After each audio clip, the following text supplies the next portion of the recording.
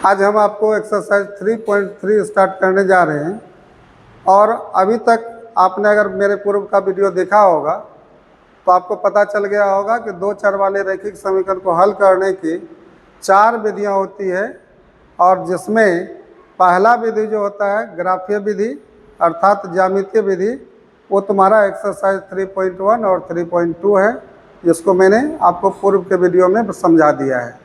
आओ यहाँ पर हम लोग स्टार्ट करेंगे बीज गणितीय विधि अर्थात बीजीय विधि। तो यहाँ पर सबसे पहले हमें बीजीय विधि को समझना है कि कितने बीजीय विधि बने हैं। तो दो चर वाले रैखिक समीकरण को दो चर वाले रैखिक समीकरण युग्म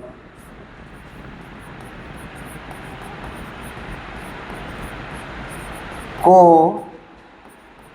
हल करने की बीजीय विधि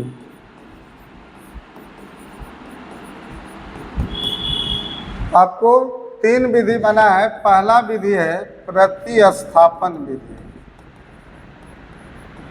प्रतिस्थापन विधि। दूसरा है विलोपन विधि। तीसरा है वज्र गुणन विधि।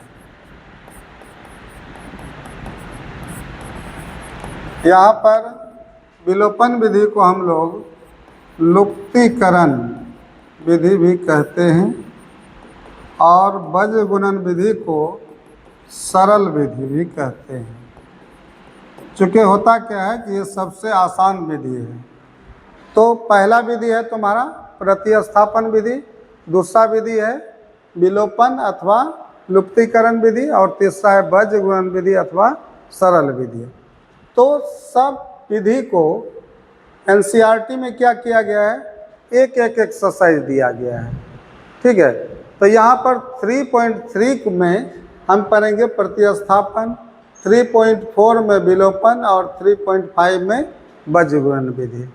ठीक है, अगर आपको कोई प्रश्न पूछे कि दो चर वाले रैखिक समीकरण को हल करने की कितनी विधियाँ होती है तो 4 आंसर होगा।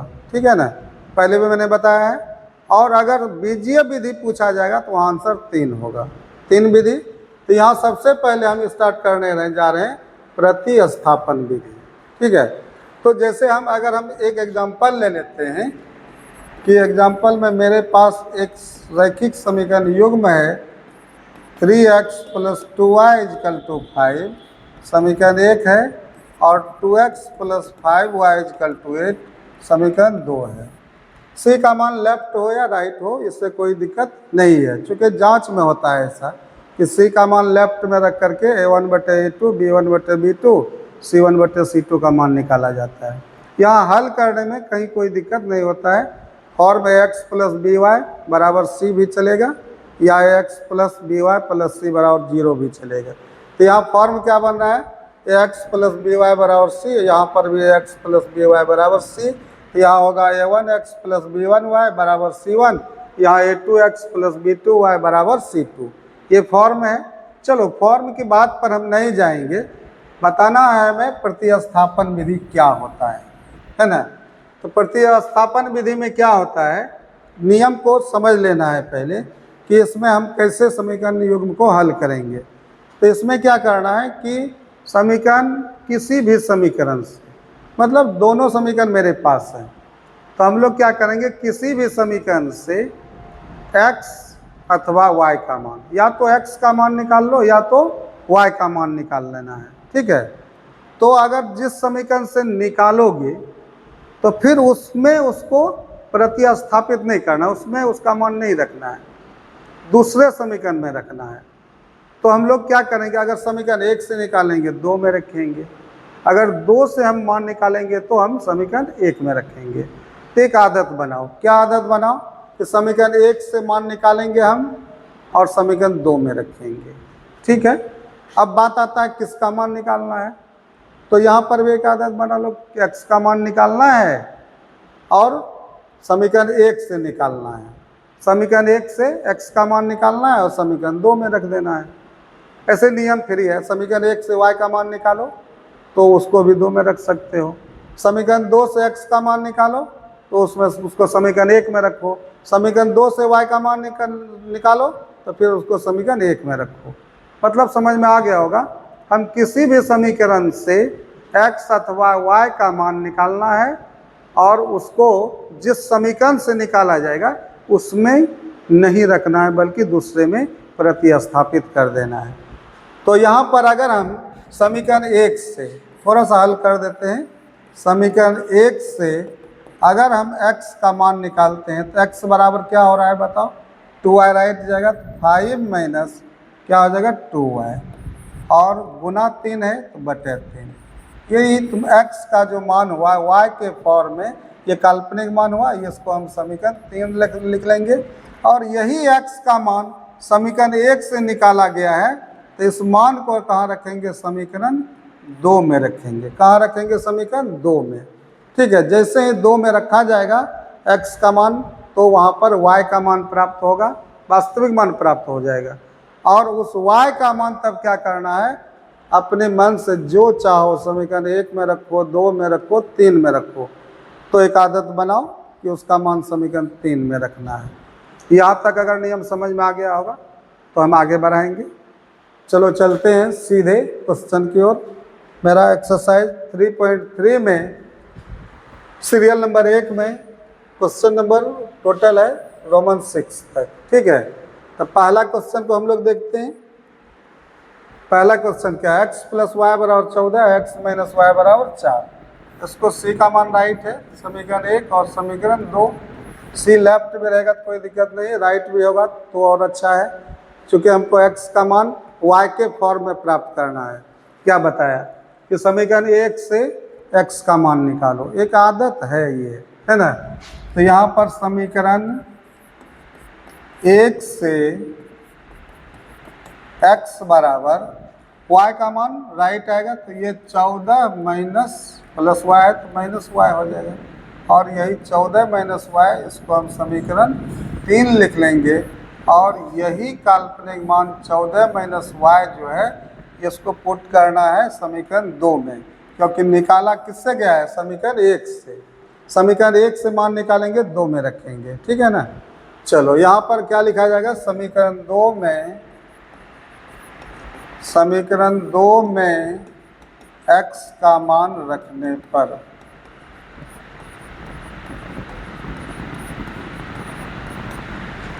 समीकरण 2 क्या कह रहा है? यहाँ x है तो x का मान पुट करो, रखो, क्या हो जाएगा? 14 माइनस y। फिर समीकरण में 2 को देखो, माइनस y चल रहा है, बराबर 4। अब इसमें क्या होगा? कांस्टेंट वैल्यू, संख्या मान राइट जाएगा, चिन्ह बदल करके लेफ्ट में माइनस y माइनस 2y होगा, और ये 4 माइनस 14 हो जाएगा। इसको हल करो, माइनस 2y बराबर माइनस घटेगा तो 10 बचेगा, माइनस कैंसिल होगा, और y बराबर 10/2 कैंसिल होगा, कटेगा तो 5 बार में, इसलिए लास्ट में इसलिए चिन्ह का प्रयोग करो, y बराबर 5। क्लियर। अब इस y का मान क्या करना है? सब्स्टिट्यूट करना है, यही प्रतिस्थापन है। कहाँ रखना है? तो अगर मैंने बताया है कि यहाँ पर क्या होगा, y का मान कहाँ रखा जाएगा? किसी भी समीकरण में रखा जा सकता है। तो मैंने बोला था कि इसको समीकरण 3 में रखो। ठीक है, तो यहाँ पर समीकरण 3 में y का मान रखने पर, 3 में y का मान रखने पर, समीकरण 3 में हम लोग इसलिए रखते हैं कि सबसे आसान होगा 3 समीकरण में रखना। ठीक है ना। तो x का मान आसानी से हल हो जाएगा, इसलिए x बराबर कितना चल रहा है? 14 माइनस यहाँ पर y का मान, y का मान क्या हो जाएगा? 5 निकला है, या x बराबर निकल गया, 14 में 5 घटेगा 9, तो हमारा आंसर हो गया कि हंस अतः x बराबर 9 और y बराबर 5। यही तुम्हारा आंसर हो गया। चलो बढ़ते हैं, अगला क्वेश्चन तुम्हारा है s - t = 3, और दूसरा इक्वेशन है s/3 + t/2 = 6। तो इसको हम समीकरण 1 लिख लेते हैं। और अगर लगता है आपको कि बटे से डर लग रहा है तो आप बटे से फ्री हो सकते हो। इसको थोड़ा सा हल करो, क्या हो जाएगा, 3 2 का एलसीएम 6 होगा, 3 से भाग देंगे 2s और 2 से भाग देंगे तो 3t = 6। ये 6 राइट आ जाएगा, इसलिए 2s + 3t = 6 के 36 और ये समीकरण 2 हो गया। अब यहाँ पर क्लियर हो गया, बटे से हम लोग फ्री हो चुके हैं। अब समीकरण 1 से s का मान निकालना है। समीकरण 1 से s बराबर क्या हो जाएगा, -t राइट आएगा, तो 3 + t, यही तुम्हारा समीकरण 3 कहलाएगा। और s का t के फॉर्म में ये काल्पनिक मान हुआ है ना, वास्तविक मान नहीं है अभी। अब यही मान जो है समीकरण 1 से निकाले हो तो समीकरण 2 में रखो। यहाँ लिखा जाएगा समीकरण 2 में s का मान रखने पर समीकरण 2 क्या चल रहा है, 2 × s का मान 3 + t, तो बाइनोमियल 2 पद है ना, तो 3 + t होल में रहेगा, 2 के साथ s का मान गुना हो गया, +3t = कितना है, 36 हो गया। अब इसको गुना करो, 2 तिया 6, 2 × t 2t + 3t = 36 और कांस्टेंट वैल्यू 6 राइट जाएगा, 3 2 5t बराबर 36 - 6 हो जाएगा, या t बराबर हो जाएगा 36 में 6 घटेगा तो 30/5, 5 6 के 30, इसलिए t का मान आ गया तुम्हारा 6। अब इस t के मान को हम क्या करेंगे, कहाँ रखना है, समीकरण 3 में रख तो हम कहीं भी सकते हैं, सब जगह आंसर बराबर आएगा। तो जल्दी निकालना है तो समीकरण 3 में रखो। तो यहाँ पर समीकरण 3 में t का मान रखने पर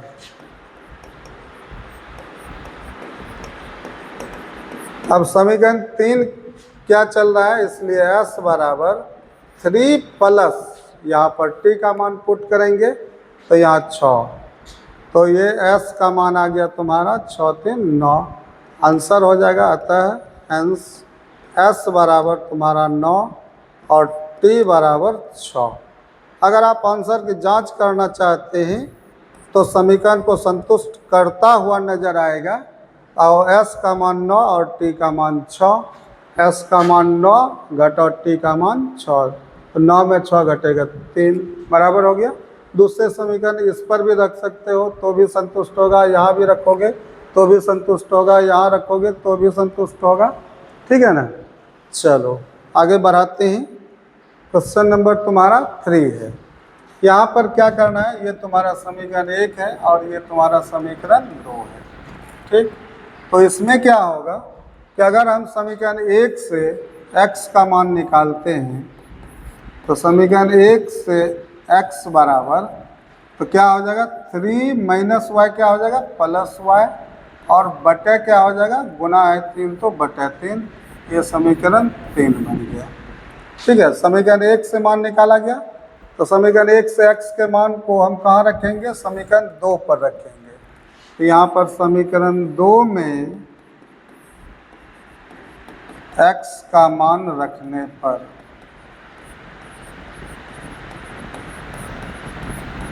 समीकरण 2 क्या चल रहा है बताओ, 9 × कितना है, 3 + y, द्विपद है, इसको होल में 3 + y, और बटे का जो मान है बटे 3, इसको बाहर रख लेते हैं क्योंकि हो सकता है ये कट भी जाए, ठीक है। इसके बाद क्या है, -3y = 9 है, यहाँ से कटाते हैं, 3 तिया 9, गुना करो, 3 तिया 9 + 3y, और यहाँ चल रहा है -3y = 9, -3y + 3y कट गया, तो रिजल्ट आया 9 = 9। इसको हम लिख सकते हैं ऑलवेज ट्रू, मतलब ये हमेशा सत्य है। 9 बराबर 9 होता है कि नहीं होता है, तो 9 बराबर 9 ऑलवेज ट्रू हो गया। और यहाँ पर वेरिएबल क्या हो गया तुम्हारा, कट गया, मतलब यहाँ पर ना तो x रहा ना तो y रहेगा, तो कांस्टेंट अगर कोई बराबर इस ढंग का दिखे तो क्या समझना चाहिए कि इस समीकरण निकाय का जो है, निकाय का मतलब सिस्टम, ये समीकरण युग्म है दो चर में, तो इसको समीकरण निकाय लिखा जाता है या समीकरण युग्म लिखा जाता है। तो इस समीकरण निकाय के अपरिमित रूप से अनेक हल होंगे। इस कंडीशन को समझ लेना। लेफ्ट और राइट अगर ऑलवेज ट्रूथ होगा, हमेशा सत्य होगा, तो कहना है क्या कहता है, समीकरण निकाय के अपरिमित रूप से अनेक हल होंगे, अनेक हल होंगे। इसका ये अर्थ हुआ कि तुम्हारा x का एक से अधिक उत्तर होगा और y का भी उत्तर एक से अधिक मान होगा। और इसका ग्राफीय निरूपण आपको पता है, संपाती रेखा होता है।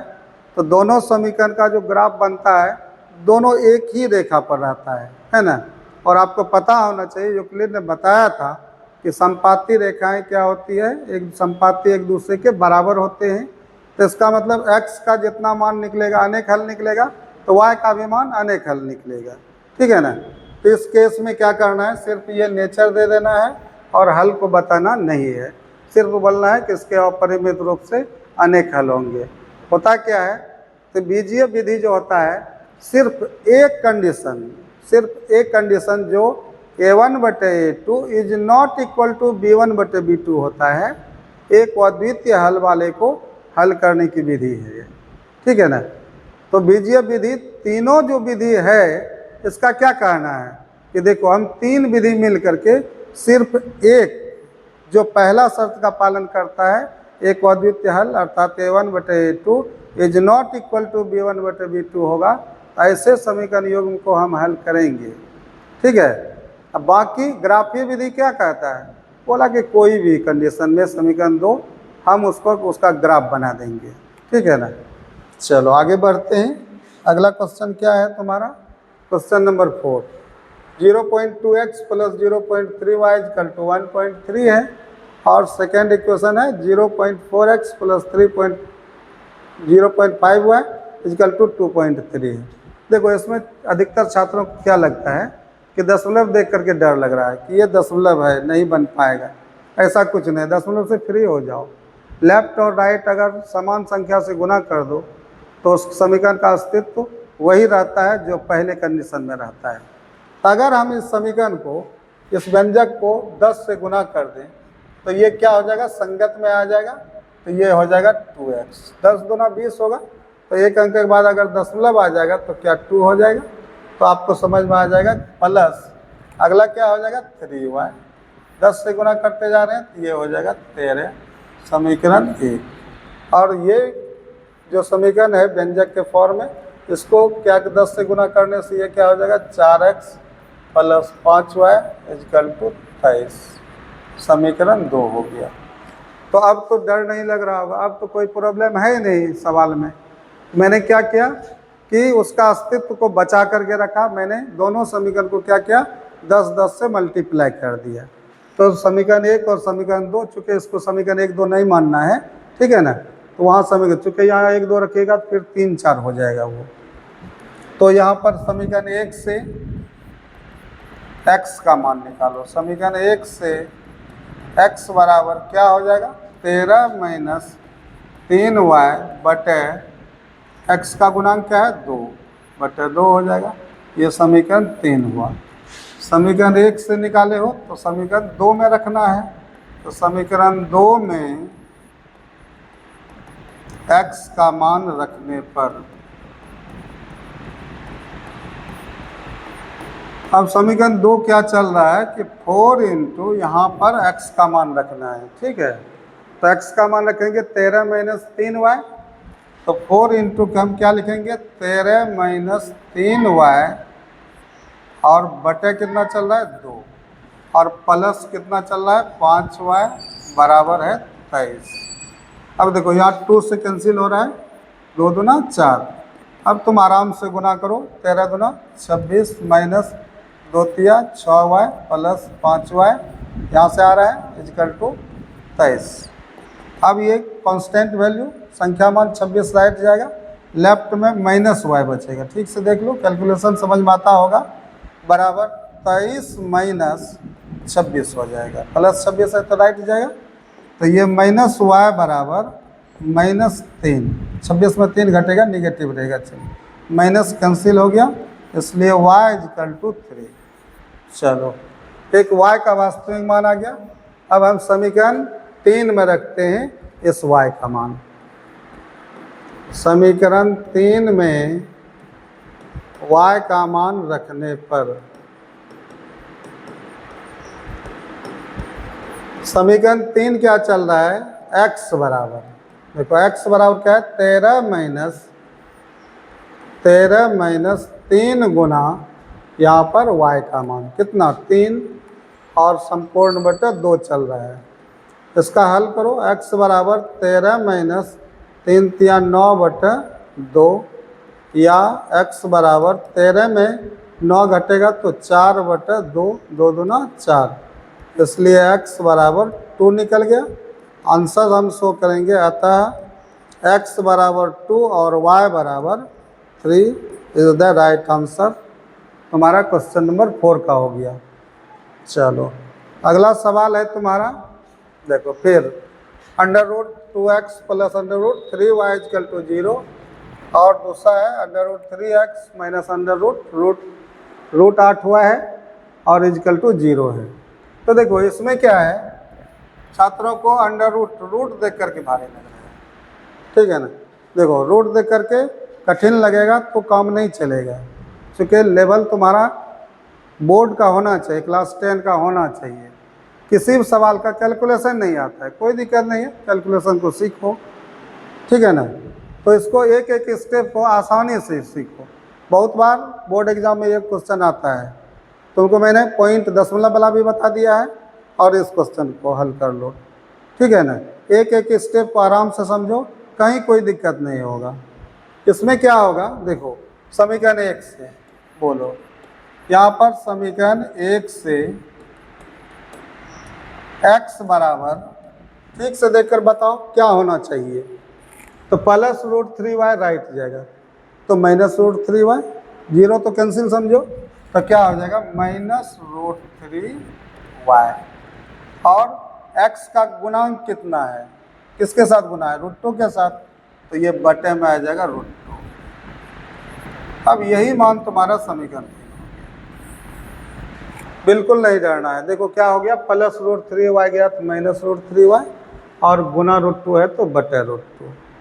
आराम से इस समीकरण 1 से निकाले हो तो समीकरण 2 में इसको रख दो, ठीक है। तो समीकरण 2 में x का मान रखने पर, अब जब समीकरण 2 में इसका मान रखते हैं तो √3 इंटू, अब x का मान कितना रखा जाएगा, -√3y बटे √2। अब चूँकि निगेटिव में तो हम इसको होल कर लेते हैं, और यहाँ से आ गया -√8y बराबर 0 है। हो गया क्लियर। अब देखो कैलकुलेशन यहाँ क्या होगा, देखो इसका सॉल्यूशन कैसे करना है। देखो कुछ नहीं है इसमें, कोई कैलकुलेशन भारी नहीं है। अब इसको आराम से इसको तुम गुना करो, अगर नहीं जानते हो तो सीखो। √3 गुना √3 3 होता है, नहीं जानते हो तो इसको देखो, √3 गुना √3 3 होता है। कैसे, तो √3 का होल स्क्वायर हो जाता है। जब कोई 2 बार संख्या गुना होता है तो स्क्वायर होता है कि नहीं, तो ये स्क्वायर और रूट कैंसिल होकर के 3 हो जाता है। और थोड़ा सा गहराई समझो, स्क्वायर रूट कैंसिल कैसे होता है। तो देखो रूट के अंदर में यहाँ पर 3 है, और 3 का क्या है, होल स्क्वायर है ना। तो स्क्वायर और रूट करने घात में जो पावर छिपा रहता है ये 2 होता है। तो क्या होता है, यही करने घात का 2 और ये 2, ठीक है, ये कैंसिल हो जाता है। अगर ये करने घात में 3 होगा, यहाँ पावर 2 होगा, तो फिर वो कैंसिल नहीं होगा, ठीक है। इसको हम लोग करनी में पढ़ेंगे, रूट का नियम जो होता है घातांक और करनी में। तो चलो यहाँ पर आसानी से समझ में आ गया होगा। कि चिन्ह क्या होगा, प्लस माइनस माइनस होगा, और √3 गुना √3 ये 3 और y है, 3y हो जाएगा, और बटे में √2 चल रहा है, माइनस √8y इजकल टू 0। अब देखो यहाँ तक में कोई दिक्कत नहीं हुआ है, तो आगे भी दिक्कत नहीं होगा। देखो अब एलसीएम ले लो, इसके नीचे क्या चल रहा है, 1 एलसीएम लघुत्तम हो जाएगा, √2 और 1 का लघुत्तम √2 हो जाएगा। अब √2 को √2 से भाग देंगे तो क्या हो जाएगा, 1 हो जाएगा, 1 गुना -3y -3y। अब माइनस, अब यहाँ पर क्या हो रहा है तुम्हारा मान कि इसमें √2 और √8, क्योंकि 1 से भाग दोगे √2 होगा, तो √2 गुना √8 क्या होगा, √16। अब √16 को समझ में आ गया होगा, वर्गमूल 4 होता है। तो एक छोटा बच्चा भी जानता है कि √16 का वर्गमूल क्या होता है, 4 होता है। ठीक है, तो यहाँ पर √16 हो गया, 8 दूना 16 हो गया, 16 का वर्गमूल 4, तो रूट खत्म हो गया, ये 4y हो गया बराबर 0। अब देखो हम लोग रूट से फ्री हो गए हैं। अब √2 अगर राइट जाएगा तो 0 से क्रॉस करेगा, मल्टीप्लाई करेगा गुना तो 0 हो जाएगा। तो लेफ्ट में क्या बच गया तुम्हारा, -3y -4y जुट करके -7y बराबर √2 गुना 0 0। अब या y बराबर क्या होगा, 0 बटा अगर -7 होगा तो ये आंसर 0 ही होगा, तो y बराबर 0 निकल गया। 0 में किसी से भाग दिया जाएगा तो 0 होगा। अब देखो y का मान निकल गया, अब कोई प्रॉब्लम नहीं है। इस कैलकुलेशन को थोड़ा सा 1-2 बार देख लेना है, कहीं कोई दिक्कत नहीं होगा। अब समीकरण 3 में y का मान रखने पर, y का मान आया है, y का मान रखने पर अब समीकरण 3 क्या चल रहा है, इसलिए x बराबर यहाँ पर आ जाओ, समीकरण 3 है। ठीक, समीकरण 3 क्या चल रहा है, x बराबर -√3 गुना y का मान 0, क्या निकला है 0, और बटे √2। अब इसका कैलकुलेशन क्या हो जाएगा, देखो यहाँ x बराबर 0 से गुना करोगे 0, किसी को भी गुना करो, और 0 में किसी से भाग दोगे 0, तो ये x बराबर 0। यही तुम्हारा आंसर हो गया। हंस अतः x बराबर 0 और y बराबर भी 0, ये तुम्हारा आंसर हो गया। अब यहाँ पर अगर x का मान 0 रखो तो 0 गुना √2 0, y का मान 0 रखो, 0 पर गुना √3 0, 0 जोड़ 0 0 को संतुष्ट कर रहा है। समीकरण 2 में रखो x y का मान, तो भी लेफ्ट राइट संतुष्ट हो जाएगा। समीकरण संतुष्ट हो गया, मतलब x y का मान रखने से लेफ्ट और राइट बराबर हो जाता है, तो समझना चाहिए कि मेरा हल जो है ये सही है, और यहाँ पर x और y का मान जो निकला है ये राइट आंसर है। ठीक है, चलो अगला क्वेश्चन है तुम्हारा क्वेश्चन नंबर 6। यहाँ पर चूँकि पहला व्यंजक जब बटे में है तो इसको हम क्या करते हैं, सॉल्व कर लेते हैं। तो ये क्या हो जाएगा बताओ, अगर हम एलसीएम लेते हैं तो 3 2 का एलसीएम क्या हो जाएगा 6। अब देखो 2 से भाग देंगे 3, 3 तिया 9x, 3 तिया 9x, और -3 से भाग देंगे 2, 2 पंचे 10y बराबर चल रहा है -2। अब इसको हम आगे बढ़ाते हैं तो ये क्या हो जाता है, 6 इस पारा का गुना हो जाएगा, तो कितना हो जाएगा 9x -10y बराबर 6 दूना 12 -12 हो जाएगा। अब बटे से फ्री हो गए, इसको हम समीकरण 1 लिख देते हैं। ठीक, अब यहाँ पर इसका एलसीएम क्या हो जाएगा, 3 2 का एलसीएम 6 होगा, 2 से भाग देंगे 3 से भाग देंगे तो 2x, और 2 से भाग देंगे तो 3y इजकल टू 13/6 है, और 13/6 कैंसिल हो जाएगा, तो ये समीकरण क्या प्राप्त हो रहा है, 2x + 3y इजकल टू 13, समीकरण 2 हो गया। ठीक है, पहला का एलसीएम समझ में आ गया, 3 2 का 6 हो जाएगा, 2 से भाग दोगे 3 तिया 9, 3 से भाग देंगे 2, 2 पंचे 10 -10y। ठीक है ना, चलो इसी तरह दूसरे को भी हल कर लिए। अब इस समीकरण में x का मान निकालना है समीकरण 1 से, तो लिखेंगे समीकरण 1 से x बराबर क्या मान निकल रहा है, x बराबर -12 + 10y। देखो चिन्ह क्या है, -12, -10y गया +10y, और गुना 9 है तो क्या हो जाएगा, बटा 9। ये मान हो गया तुम्हारा समीकरण 3। जो मान निकल जाए इसमें कोई दिक्कत नहीं, जैसा मान निकलेगा उसको सिर्फ सही कैलकुलेशन को रखना है, सिर्फ सॉल्व करने का नियम जो है चेंज नहीं करना है, और हमको क्या करना है, कोई भी क्रियाओं में गलती नहीं करना है। अब इसको क्या करेंगे, समीकरण 2 में रखते हैं। तो समीकरण 2 में x का मान रखने पर, अब समीकरण 2 क्या चल रहा है, 2 इंटू, तो 2 इंटू क्या होगा, -12 + 10y और बटे क्या चल रहा है, 9। इसके बाद क्या चल रहा है, +3y = 13। अब इसको हल करते हैं तो ये क्या हो जाता है, चूँकि 2 और 9 तो कटेगा नहीं, तो इसको गुना कर लो, क्या हो जाएगा तुम्हारा, -24 प्लस माइनस माइनस होगा, 12 दूना 24, ये हो जाएगा +10 दूना 20y और बटे 9 चल रहा है, +3y बराबर 13।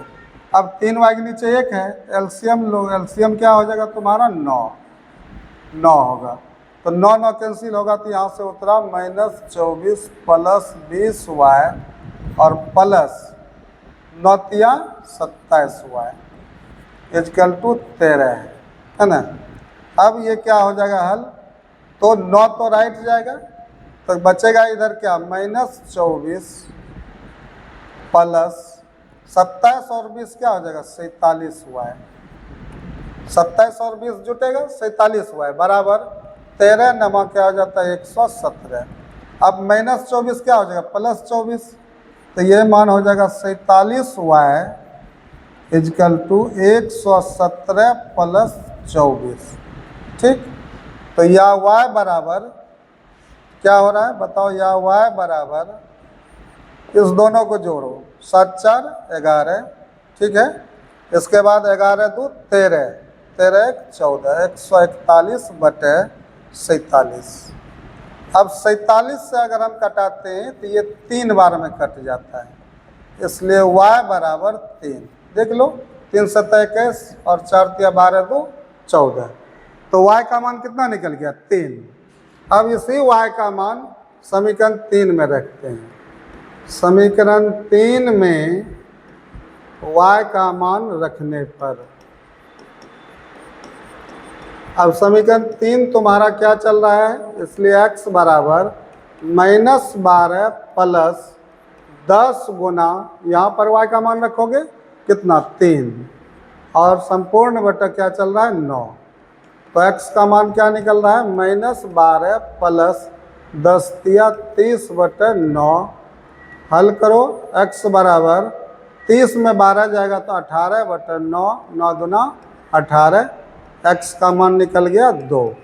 आंसर तुम्हारा निकला आता है x बराबर 2 और y बराबर 3, यही तुम्हारा आंसर हो गया। अगर हम समीकरण 1 पर इसको रख करके देखते हैं तो संतुष्ट होना चाहिए, तो 2 रखो और 3 रखो, कहीं भी, या तो इस सवाल में रख दो, या यहाँ जो मेरा कैलकुलेशन से जो समीकरण प्राप्त हुआ है, x का मान 2 रखो, 9 दूना 18, और y का मान 3 रखो, क्या हो जाता है, 10 तिया 30, 18 - 30 -12 होगा, ठीक है ना। 2 3 रखो, 2 दूना 4, 3 तिया 9, 9 4 13, राइट 13, संतुष्ट हो गया। इसका मतलब मेरा आंसर सही चल रहा है। प्रतिस्थापन विधि को अब तक में हमें लग रहा है आपने अच्छी तरह से समझ लिया होगा, ठीक है ना। चलो आगे बढ़ते हैं। क्वेश्चन नंबर 2, सीरियल नंबर 2 है। सवाल है 2x + 3y = 11 और 2x - 4y = -24 को हल कीजिए। नियम कुछ नहीं है, प्रतिस्थापन विधि चल रहा है, सिर्फ इसी विधि का उपयोग करना है। अगर एग्जाम में एक क्वेश्चन आता है तो देखो, चूँकि यहाँ पर निर्देश कुछ नहीं है, कोई विधि का उपयोग करने का निर्देश नहीं मिला है, तो आप जब टोटल एक्सरसाइज को सॉल्व कर लेंगे तो एग्ज़ाम के वक्त आप फ्री रहेंगे। अगर प्रतिबंध लगाएगा कि इस विधि से हल करना है तो उसी विधि से हल करना है, नहीं तो आप फ्री हैं, बीजगुणन विधि अपनाओ, विलोपन विधि अपनाओ या प्रतिस्थापन विधि। लेकिन अभी जब तक ये एक्सरसाइज है तो हम सारे सवाल को प्रतिस्थापन विधि से ही हम हल करेंगे, क्योंकि होगा क्या इससे कि आपको प्रतिस्थापन विधि अच्छी तरह से आ जाएगा। ऐसे हल करने का क्या होगा, वर्ड प्रॉब्लम में आओगे तो आप फ्री हो जाओगे, बोर्ड एग्जाम में फ्री है, उसमें कोई दिक्कत नहीं होता है कि इस विधि से हल करना है। लेकिन अगर प्रतिबंध लग जाएगा तो आपको उस नियम का पालन करना है। आओ चलते हैं, इसको प्रतिस्थापन विधि से हल करते हैं।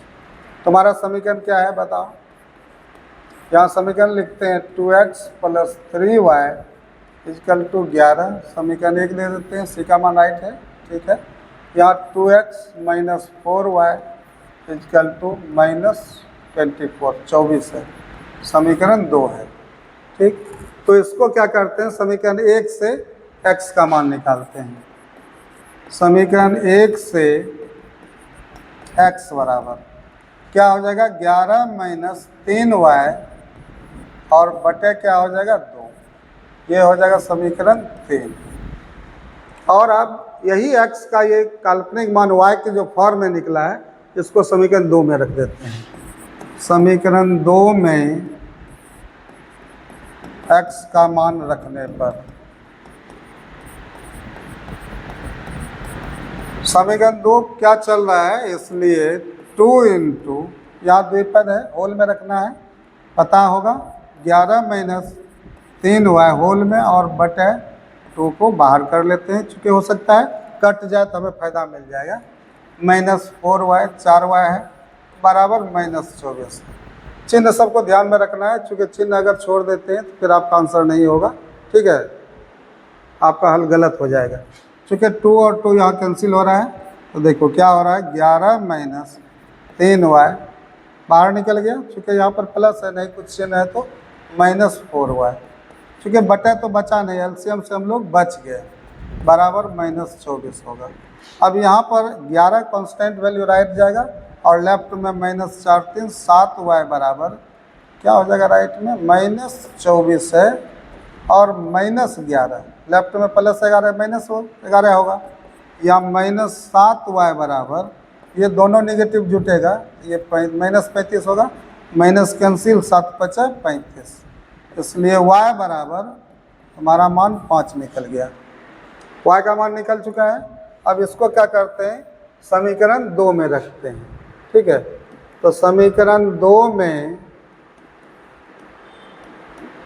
y का मान रखने पर, अब समीकरण 2 कितना चल रहा है देखो जा करके, समीकरण 3 में रखना है ना। चलो समीकरण 3 में y का मान रखने पर, समीकरण 3 क्या है, देखो 2 में भी रख सकते, कोई दिक्कत नहीं है, 2 1 3 कहीं भी रखो कोई दिक्कत नहीं, लेकिन आदत मैंने बनाया है 3 का। तो समीकरण 3 हम कर लिए। समीकरण 3 क्या चल रहा है, x बराबर, इसलिए x बराबर 11 - 3 गुना y जब आएगा तो रुक जाना है थोड़ा देर, y का मान कितना है 5 और संपूर्ण बटे 2 चल रहा है। करो हल, क्या हो जाएगा, x बराबर 11 - 5 × 15 बटे 2, या x बराबर क्या निकल गया, -4 बटे 2, 2 दूना 4, ये x का मान निकल गया तुम्हारा -2। यहाँ पर लास्ट में हम इसलिए का प्रयोग करेंगे, ये लगे कि मेरा कैलकुलेशन ख़त्म हो रहा है लास्ट लाइन में, इसलिए का प्रयोग करो। जिस समय मान को बैठाने लगो उस समय प्रयोग करो, जिस समय समीकरण में x का मान पुट करो वहाँ इसलिए का यूज करो, ये सब नियम है, ठीक है ना। चलो यहाँ पर x और y का मान आ गया। अब सवाल उठता है, उसके साथ में एक कंडीशन दिया है कि वह मान ज्ञात कीजिए जिसके लिए y बराबर mx + 3 है। ये क्या है, एक संबंध है, एक अन्य मतलब एक सेकेंडरी वेरिएबल xy के अतिरिक्त, xy क्या है, प्रिंसिपल वेरिएबल है ना, तो उसके अतिरिक्त प्रधान चर के साथ में एक क्या आ रहा है तुम्हारा, सेकेंडरी वेरिएबल m आ रहा है। कोई दिक्कत नहीं है, जो रिलेशन दिया हुआ है, देखो सेकेंडरी वेरिएबल का मान शर्त से आता है, हमेशा याद रखना, याद करो, जब भी कोई प्रिंसिपल वेरिएबल xy के अतिरिक्त सेकेंडरी वेरिएबल आएगा तो उसका मान शर्त से निकाला जाएगा और वो शर्त दिया रहता है सामने। आओ तो यहाँ पर एक संबंध के रूप में ये है कि y बराबर mx + 3 है। नाउ बताओ अब क्या होगा। अब y बराबर mx प्लस 3। अब यहाँ पर x y का मान पुट कर देंगे, तो यहाँ y का मान लेफ्ट में, y का मान क्या चल रहा है 5, चलो 5 रखते हैं, बराबर m इंटू x का मान क्या निकला है -2 होल में प्लस 3। क्या कांस्टेंट वैल्यू लेफ्ट को ला सकते हैं 3 को, तो ये क्या हो जाएगा, चलो ऐसा करते हैं गुना कर लेते हैं, 5 बराबर चलो -2m प्लस 3। क्या यहाँ वेरिएबल -2m है, लेफ्ट ले जाएंगे प्लस हो जाएगा, तो कांस्टेंट वैल्यू राइट आ जाएगा। तो बताओ ये क्या हो जाएगा, -2m लेफ्ट आया तो +2m हो गया, और यहाँ 3 राइट में है, +5 राइट आएगा तो -5।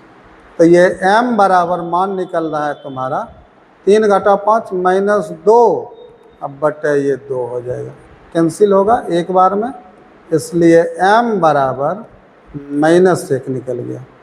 ठीक, यही आंसर शो करना है, अतः हेंस बताओ x बराबर कितना निकला है -2, y बराबर 5 और m बराबर -1 is the right answer of question number 2। बहुत ही मोस्ट इम्पोर्टेंट क्वेश्चन है। बोर्ड एग्जाम में अगर प्रतिस्थापन विधि से हल करने के लिए कोई क्वेश्चन आ सकता है, ये क्वेश्चन नंबर 2 है। अगर यह मेरा वीडियो पसंद हुआ होगा तो आप इसे लाइक और अपने मित्रों को भी शेयर करें, और नए छात्र अगर आप हमारे चैनल पर पहली बार आए हैं तो आप हमारे चैनल को सब्सक्राइब करके देखें, तो आपको इस तरह का कंटेंट हमेशा मिलता रहेगा। धन्यवाद, मिलते हैं पुनः अगले वीडियो में।